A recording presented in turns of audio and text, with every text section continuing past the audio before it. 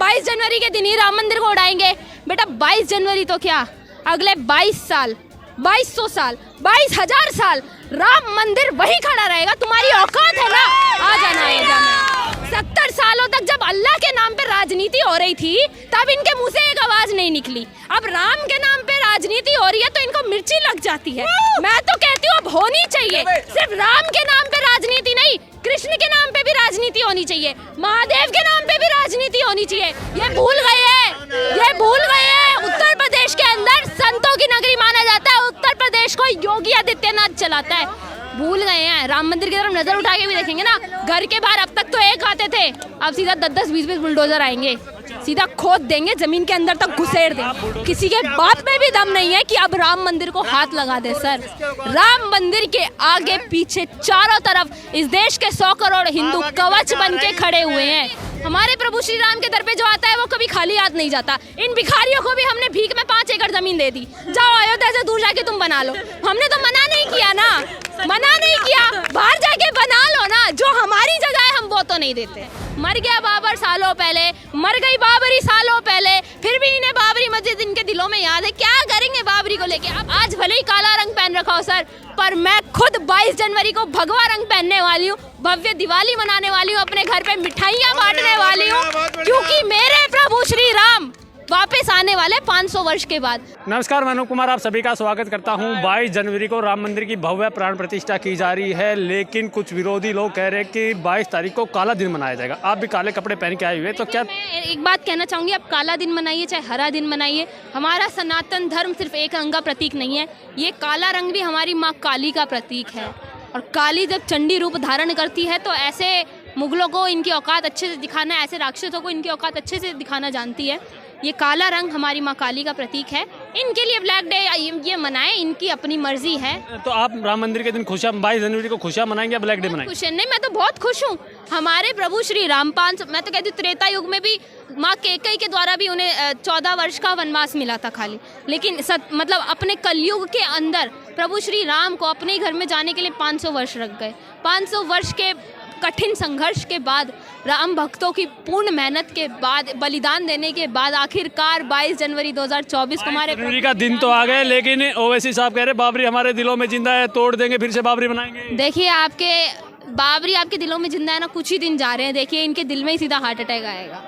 वैसे बोलना नहीं चाहिए मुझे ऐसी बात, लेकिन जहाँ अपने बाबर को रख रहे हैं, मैं तो कहती हूँ कि आप बाबर से रिश्ता किया है, इनका कौन सी खाला जान ब्याही थी या फिर अपनी बहन जान इनसे ब्याही थी इन्होंने बाबर से, जो इनको बाबर से इतना प्रेम है, इतना लगाव है। मर गया बाबर सालों पहले, मर गई बाबरी सालों पहले, फिर भी इन्हें बाबरी मस्जिद इनके दिलों में याद है। क्या करेंगे बाबरी को लेके? अब जो आपकी बाकी बची कुछ मस्जिदें हैं जिनके नमाज पढ़ी थी ना, तो ऐसे तो नहीं, अब जो इनके बाकी बची कुछ मस्जिदें हैं ये उन्हें बचा ले तो ही बड़ी बात होगी। जो हमारे मंदिर तोड़ के इन्होंने बनाई थी, जो 60,000 मंदिर तोड़ के इन्होंने मस्जिदें बनाई थी ना, वो 60,000 मंदिर तो पूरे के पूरे वापस लेके रहेंगे। चाहे साल लगे, को पूरा टाइट करने की तैयारी। हाँ, चाहे साल लगे, चाहे 10 साल लगे, चाहे 100 साल लगे, चाहे वर्षों लग जाए, लेकिन जो इन्होंने हमारे धर्म की हानि करी है ना, उस धर्म की पुनः स्थापना तो आखिर होके ही रहेगी। मुसलमानों को कहीं इबादत नहीं करने देंगे? नहीं कीजिए, जो आप कहाँ दे रहे हैं, पहले बाबरी ध्वंस फिर ज्ञान, जो आपका देश है वहाँ जाके कीजिए। इस देश की सभ्यता यही है कि ये हिंदुओं का देश रहा है हमेशा से। हमारे बाप दादाओं को खून मिला इस मिट्टी में, इस मिट्टी की आज़ादी में आपके बाप दादाओं को खून मिला होगा, लेकिन जब मुगल आए थे तो आपने भी तो वही कार्य किया था जो अंग्रेजों ने किया। मुगल आए थे तो इस देश के अंदर मुसलमान भी तो वही हमलावर बन के आए थे, वही मतलब कब्जा करने के लिए इस देश को आए थे। तो आप में और अंग्रेजों में फर्क ही क्या है? मैं तो कहती हूँ किस आज़ादी में किस आज़ादी के अंदर आपका खून मिला हुआ है, मेरे को समझ में नहीं आता। आप में और उनमें फर्क ही क्या है? मानती हूँ इस देश की आज़ादी के लिए आपके भी लोगों ने जान दी होगी, लेकिन फिर भी आपको उंगली पकड़ाई थी, इन्होंने हाथ की जगह पूरा गला पकड़ा है इस देश के 100 करोड़ हिंदुओं का। आज हिंदू अपना गला छुड़वाने के लिए पूर्णतः तैयार है। बिहार के शिक्षा मंत्री हैं, वो कह रहे हैं कि मंदिर जो है वो गुलामी का प्रतीक है, पाखंड का प्रतीक है, आडंबर का प्रतीक है। तो मस्जिद किस चीज़ का प्रतीक है? ये जो मदरसे बनाते हैं वो किस चीज़ का प्रतीक है? वो में शिक्षा, मदरसों में क्या शिक्षा मिलती है? बम कैसे बनाना है, लव जिहाद कैसे करना है, ये सब शिक्षा मिलती है सर मदरसों के अंदर। मदरसा किसी चीज को कोई शिक्षा नहीं देता है, सिर्फ और सिर्फ आतंक कैसे फैलाना है, हिंदुओं को कैसे नष्ट करना है।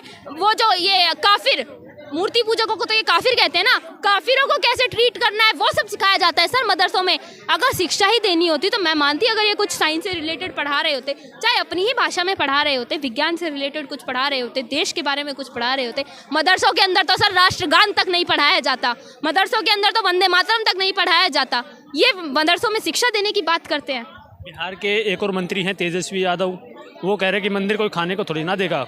मंदिर खाने को नहीं देगा, मैं बताती हूँ मंदिर खाने को कैसे देगा। मंदिर बना इस देश के अंदर, लोग कहते थे इंजीनियर्स, कोटा के अंदर इंजीनियरिंग कॉलेज कोटा का, वहाँ पे सबसे ज़्यादा सुसाइड्स होते थे।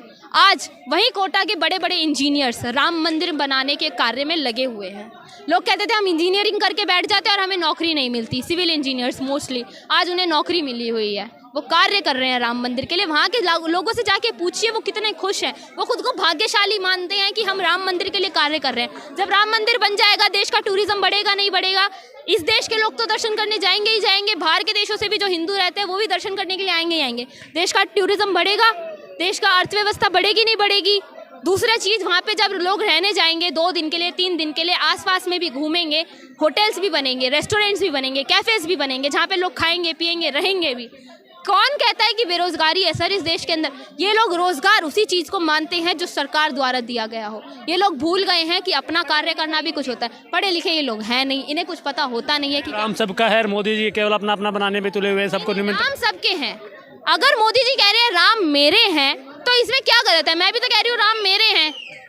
राम जी सबके हैं। आप ये डिसाइड मत कीजिए प्रभु श्री राम जो अनंत है, जो स्वयं विष्णु का अवतार हैं, ये लोग क्या जानेंगे उनकी महिमा क्या है सर? ये तो सनातन धर्म के ऊपर इतने सवाल करते हैं। ये लोग रामचरितमानस को झुटलाते हैं, ये लोग मनुस्मृति को झुटलाते हैं। रामचरितमानस को बिहार में जलाने की बात होती है, मनुस्मृति को जला दिया जाता है, तब इनके मुंह से आवाज़ नहीं निकलती। मनुस्मृति का नाम लिया तो एक इसके कांग्रेस के एक नेता है उदित राज, वो कह रहे कि 22 जनवरी के बाद कोई राम राज्य नहीं आएगा, मनुस्मृति वापस आ जाएगी, 2 दलित हैं उनको टारगेट किया जाएगा। ठीक है, मैं बताती हूँ राम राज्य कैसे वापस आएगा 22 जनवरी के बाद। श्री राम जी सबरी के झूठे पैर खाकर आए थे, तो दलित को कैसे ठुकराया जाएगा सर? श्री राम जी ने केवट की सहायता ली थी नदी पार करने के लिए, सिर्फ सरयू जी को पार करने के लिए सर, तो फिर कैसे मतलब झुटलाया जाएगा सर दलित को? दलितों को वही सम्मान मिलेगा जो श्री राम ने राम राज्य में त्रेता युग के दौरान दिया था।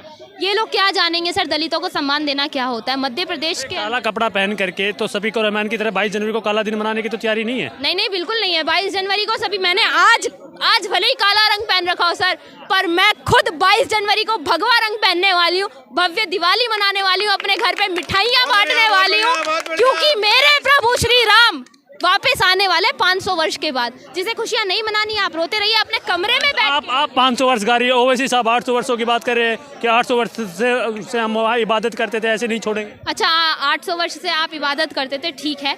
औरंगजेब ने अपने दादा के नाम पर ये बाबरी मस्जिद बनवा दी, ठीक है। बाबर ने तो मंदिर तोड़े ही तोड़े, वहाँ पे मस्जिदें बनवाई ही बनवाई, लेकिन बाबरी मस्जिद औरंगजेब के द्वारा बनी थी, जो मंदिर तोड़ के बनाई गई थी, श्री राम मंदिर तोड़ के बनाई गई थी। तो फिर आप कैसे कह सकते हैं कि मतलब हमारी जगह है? हम देखिए हमारे प्रभु श्री राम के दर पे जो आता है वो कभी खाली हाथ नहीं जाता। इन भिखारियों को भी हमने भीख में 5 एकड़ जमीन दे दी, जाओ अयोध्या से दूर जाके तुम बना लो।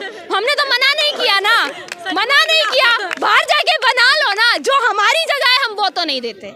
ये देश हमारा है, अयोध्या हमारी है, अयोध्या हमारे प्रभु श्री राम। वक्त की बात है, वक्त की बात, आपकी पावर है, आप कुछ भी कर लो, हमारा वक्त आएगा तब फिर से। हाँ आपका वक्त इस जन्म में तो आने नहीं वाला।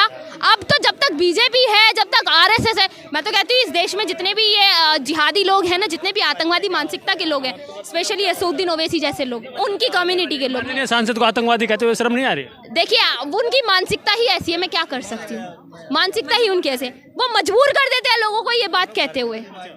अगर वो इस देश के अंदर रहना चाहते हैं, उनकी मानसिकता आतंकवादी वाली नहीं है, तो देश हित में बात कीजिए ना। राम मंदिर हिंदुओं का था, मिल गया, जमीन हमारी थी, हमें मिल गई, आपको दे दी ना। राम मंदिर से कितना खुश है? बहुत खुश है। राम मंदिर के सामने तो केवल भिखारी पैदा होंगे, उसके अलावा कुछ नहीं होने तो क्या फर्क पड़ता है? उन भिखारियों को भी तो खाना मिलेगा, राम मंदिर में रहने के लिए जगह मिलेगी, और क्या चाहिए? मिलेगा।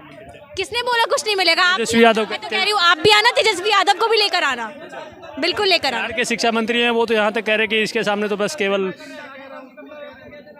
तोड़ देंगे। क्यों तोड़ देंगे? कैसी बात कर रहे हैं? राम मंदिर को तोड़ देंगे। सुन लीजिए, किसी के बाप में भी दम नहीं है कि अब राम मंदिर को हाथ लगा दे। सर, राम मंदिर के आगे पीछे चारों तरफ इस देश के 100 करोड़ हिंदू कवच बन के खड़े हुए हैं। त्रेता युग में श्री राम अपने भक्तों की रक्षा करते थे, हनुमान अपने भक्तों की रक्षा करते थे। कौन तोड़ दोगे? एक जुबैर खान के लिए खड़े हुए हैं। ये जुबैर खान जैसे जितने भी कुत्ते हैं ना, ये भौंकते रह जाएंगे, राम मंदिर को हाथ नहीं लगा पाएंगे। राम मंदिर को अगर नजर उठा के भी देख लेंगे ना, तो इस देश के 100 करोड़ हिंदू हर उस नजर को फोड़ने की हिम्मत रखते हैं। ये भूल गए हैं उत्तर प्रदेश के अंदर संतों की नगरी माना जाता है, उत्तर प्रदेश को योगी आदित्यनाथ चलाता है। भूल गए हैं। राम मंदिर की तरफ नजर उठा के भी देखेंगे ना, घर के बाहर अब तक तो एक आते थे, अब सीधा 10-10, 20-20 बुलडोजर आएंगे, सीधा खोद देंगे, जमीन के अंदर तक घुसेड़ देंगे। आप बुलडोजर की बात कर रहे, वो कह रहे हैं बम से ही उड़ा देंगे, पूरा उड़ा देंगे। राम मंदिर की तरफ एक बार नजर उठा के देखो। अगर राम मंदिर को बचाने के लिए हिंदुओं को भी आतंकवादी बनना पड़े ना, इन्हीं की तरह, इन्हीं की भाषा में इनसे बात करनी पड़े, तो हमें कोई दिक्कत नहीं है। हम इनको इन्हीं की भाषा में समझाएंगे। अभी भी मैंने सुना योगी आदित्यनाथ को, नरेंद्र मोदी को मारने की धमकी आ रही है। कह रहे 22 जनवरी के दिन ही राम मंदिर को उड़ाएंगे। बेटा 22 जनवरी तो क्या, अगले 22 साल, 2200 साल, 22,000 साल राम मंदिर वही खड़ा रहेगा। तुम्हारी औकात है ना, आ जाना है।